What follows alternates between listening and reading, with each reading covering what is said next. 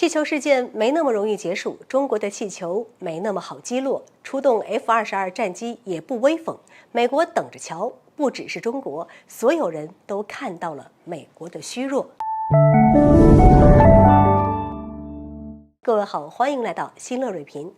中国的民用气象气球被击落，这一事件没那么容易结束。中国的气球没那么好击落，击落后的碎片也不是那么好收的。美国也必然会为此付出代价。在这个问题上，中国是没有必要去听美国解释的。相比美国怎么说，中国更想看到美国怎么做，也更愿意相信自己亲眼所见的。所以，美国防长发出请求，要就气球事件跟中国军方展开对话。这个电话直接就被中国拒绝了。美国前外交官认为这个气球事件反映出了中美之间缺少有效的沟通，而这个责任全在美国身上。过去，美国在中国周边制造紧张局势，又总在局势紧张到一定程度上就与中国展开对话，开始为紧张局势降级。中国已经受够了这一切。明明是美国咄咄逼人，最后搞的这个紧张局势是中国造成的一样。为此，中国已经明确表态，中美关系会走向何方，中国已经不在乎了。中国不会再单方面去维护中美关系。所以美国等着瞧吧，美国必然会为击落中国气球而后悔。可以预见的是，在气球事件后，美国军舰和军机在中国周边地区的活动就该小心起来。如果美国军舰和军机再敢擅闯中国领海，那么等待美国军舰和军机的，那可能不只是来自解放军军舰和军机的警告，还包括了可以将美国军舰和军机击落的导弹。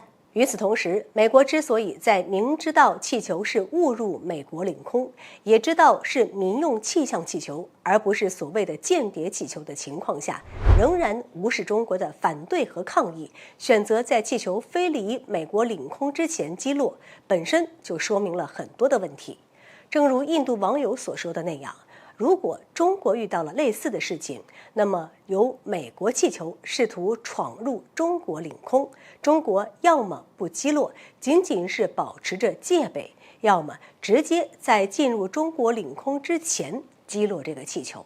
可是美国发现这个气球也不是一天两天了，直到快要离开美国领空，美国才做出了击落的决定。这本身就很说明，在得到中国的回复后，美国很清楚这并不是什么间谍气球。可是在中国气球出现在美国领空，被越来越多的美国民众看到，以及越来越多的国家关注美国的反应后，美国才做出击落气球的决定。这就说明，本想要绑架民意的美国政府，现在却搬起石头砸自己的脚，被所谓的民意所绑架。在反华浪潮的推动下，美国政府不得不采取行动，用击落这个所谓的中国间谍气球来表明美国对华强硬的姿态。可是，出动 F-22战机用响尾蛇导弹击落气球，好像也不怎么威风。如果美国真想要趁机在中国面前秀一秀肌肉，那击落这个气球的应该是美国的防空导弹，或者说是其他的战机。可是美国却出动了最先进的战机，还是多次出击才完成击落行动的。就这样一个表现，这个气球都不用是什么间谍气球。从美国的行动，我们就可以看出，美国的防空系统好像拿这个气球没有办法。美国本土引以为傲的防空系统，好像也就那么回事儿。而这也可以看出美国决策层的混乱，以及美军也不如美国所描述的那么强大。现在不只是中国，所有在观望的人都看到了美国的虚弱。好了，本期节目就到这里，欢迎各位点赞转发，留下您的精彩评论。